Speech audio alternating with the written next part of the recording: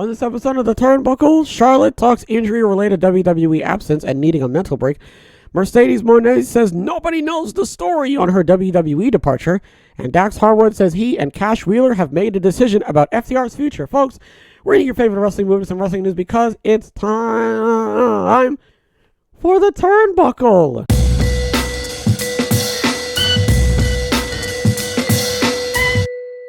Though she didn't intend for her absence to last almost 8 months last year, Charlotte Flair admits it worked out in her favor. Following her loss to Ronda Rousey at WrestleMania Backlash last May, Flair was written off WWE television to marry her longtime partner Andrade El Idolo. During her time away, Flair also took the opportunity to fix some ongoing dental issues. During a recent interview with the Daily Mail, the Queen revealed that her extended absence also carried with it additional benefits, allowing her to not only recover physically, but also mentally. After her I Quit match with Rousey, Flair felt she needed a break. "I've been going so hard for so long and I needed a refresh," she said. "I wanted to get married, I wanted to have that time with him, and then stepping away was kind of more realizing, is there anything I love as much as being inside the ring and performing for you guys? And that was kind of challenging because I don't know what gives you that same feeling." Before her on-screen return in December, Flair enjoyed her time outside of the wrestling bubble, traveling abroad for a series of sight-sighting trips alongside her husband. There, Flair discovered some new passions, including museums. Despite her new interest, though, wrestling remains her main focus. "I love performing, I love wrestling, I love storytelling," she said. Now as she heads into the peak of WrestleMania season, Flair is reigniting an old story. In a couple of weeks, she will put her SmackDown Women's Championship on the line against the woman she defeated at WrestleMania 36, Rhea Ripley. I'm going to say something controversial yet brave. I think Charlotte Flair is overrated. I feel as though that there's a lot of people out there that agree with me, and there's a lot of people out there that disagree with me, and that's perfectly fine. I think that's what we need, all right? Perfectly balanced, as all things should be, right? Charlotte Flair came back, okay, and then immediately won the Women's Championship, and now she's going to face Rhea Ripley at WrestleMania. Oh my gosh, man. I don't want, what WrestleMania was it, man? It was like WrestleMania 34, right? It was WrestleMania 34 against Asuka. Asuka was, I was gonna slam the table, and I didn't want to do that. Asuka was it? I swear to the heavens, Asuka was undefeated, man. Asuka was undefeated, and then Charlotte Flair beat her because of course she did. Rhea Ripley, okay, is the fan favorite going into WrestleMania. And I would love nothing more than for Rhea Ripley to win the big one at the grandest stage of them all. And man, it would just make so much sense. But seeing as how the casual fans, that's what I'm just going to call them, man.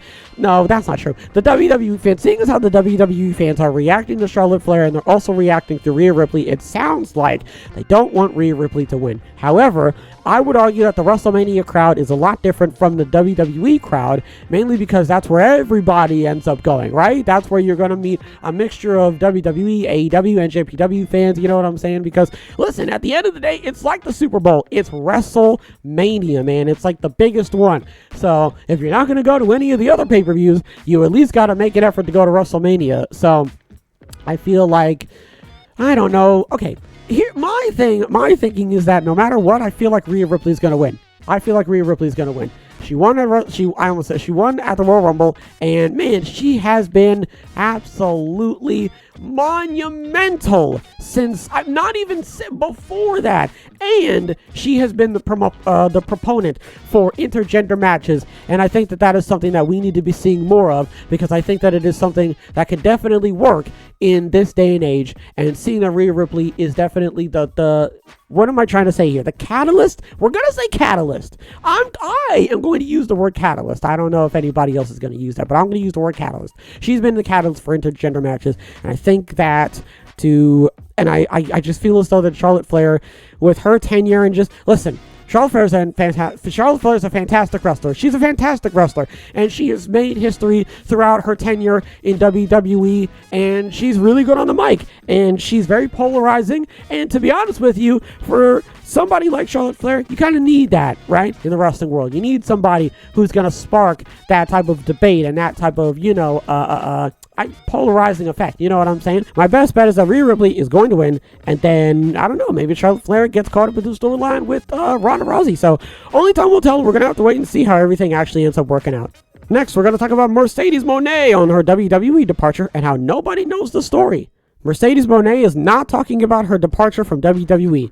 The IWGP Women's Champion took part in a Q&A session hosted by AEW's Leva Bates at Planet Comic-Con in Kansas City this weekend. During the discussion, she was asked about potentially returning to the company she left in May 2022. Mone responded, "First of all, nobody knows the story. You don't know the story. You're reading whatever you want to read and believing whatever you want to believe. Nobody knows the story because I haven't said anything, and I'm not going to say anything because that's just the classy boss that I am, the CEO." Mone continued to speak about wrestlers such as Dakota Kai, who returned to WWE after the company underwent management changes last year. It's up to them. It's up to Dakota and everybody else that wants to come back. That's great for them. That's awesome. That's their dream, but I went after mine, which was going to Japan. You have to follow your heart and follow your soul and follow your dreams, and this was always a dream of mine that I never got to accomplish. So as I'm growing in my career, I've been in the WWE for almost 10 years. I had to have a change. I had to feel something different in my heart and soul, so I had to go after a whole new dream and a whole new chapter and a whole new destiny for me. And this is where I want to be, and this is what I want to make happen for me. My main gripe is the fact that her and Naomi are really the only ones who would be able to give insight and in-depth detail about, their departure and everything like that, right? They're really the only ones who are going to be able to sit down and be like, hey, this is why I left, this is what they wanted us to do, and this is why we said no. But Mercedes Mone is not saying anything, and at the end of the day, that's her prerogative. If she doesn't want to talk about it, then fine.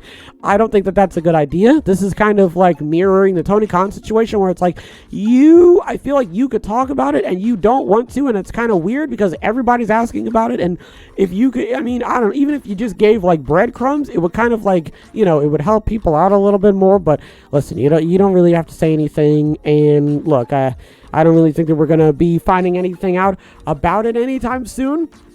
She talked about, she said something along the lines of hey, Monday Night Raw and AEW Dynamite, maybe I'll be there. She's not going to be there, man.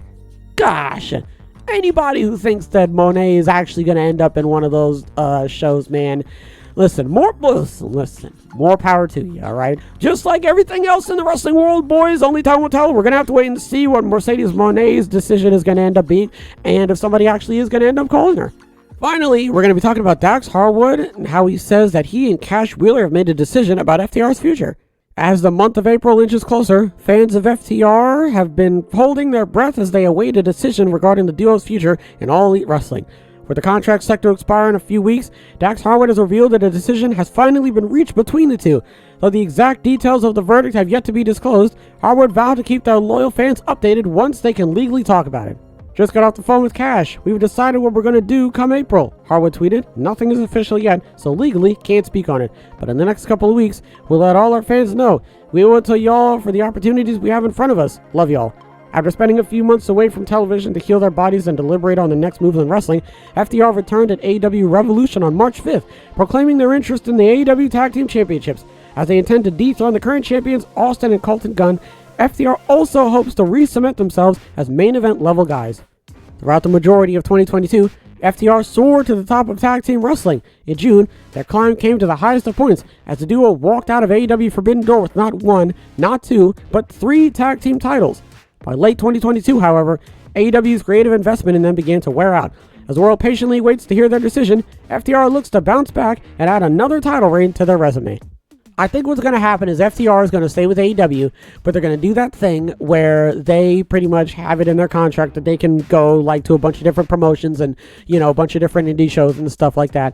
I don't think that FTR are going to leave AEW. And if they do leave AEW, I think the first place that they're going to end up going to is New Japan. And I think that they're pretty much, going to, I don't want to say make their names there, but they're going to go there, and I think that they're going to do fantastic. They're former IWGP Tag Team Champions, if I remember correctly, so they're not really going to be out of place there. You know what I mean? So it's not really going to be a gigantic difference, right, in terms of being in AEW and then moving over to NJPW and stuff like that. And I think that, like the article said, I think it really stinks that at one point FTR's momentum kind of died down, and I remember when it was happening. I don't particularly remember what I said specifically, but I do remember realizing, like Keith Lee, I do remember realizing that the flame was dying out and they were kind of like moving on, right, with a bunch of other storylines and stuff. At this point, there's not really much that I can say. There's not really much FTR can say, so we're just gonna have to wait and see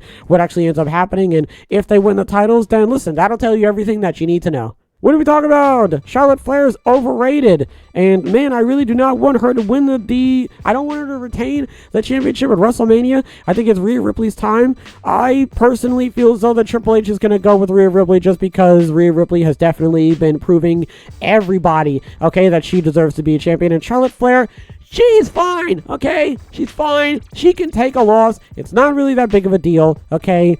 Man, I really do not want her to retain, and I don't really think that that's going to happen. But listen, I can't see into the future, so I don't actually know. Mercedes isn't telling anybody about what's going on between her and WWE, and then she's doing the thing where she's like, I'll never tell. Maybe I'll be at WWE. I don't know. Man.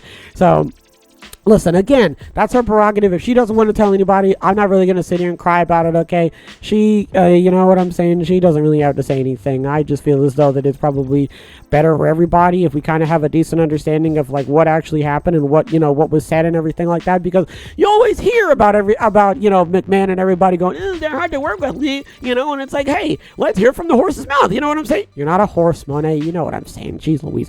And FTR, I feel like FTR are going to stay with AEW, and they're probably just going to work a bunch of different promotions and stuff like that, but they're going to go, their AEW is going to be their home. But then again, I'm not AEW, I'm not FTR, I don't actually know, what their decision actually is going to be. For all I know, they could be going to Ring of Honor, you know what I'm saying, which wouldn't necessarily be a gigantic difference between AEW since it's still under the same umbrella, you know what I mean? So I don't necessarily know, and the only people who actually do are FTRs. So we're just going to have to wait and see when they actually do come out and start talking about where they're going to end up being and stuff like that. But other than that, man, that's going to do it, folks. Hopefully everybody has a wonderful tonight and a wonderful tomorrow.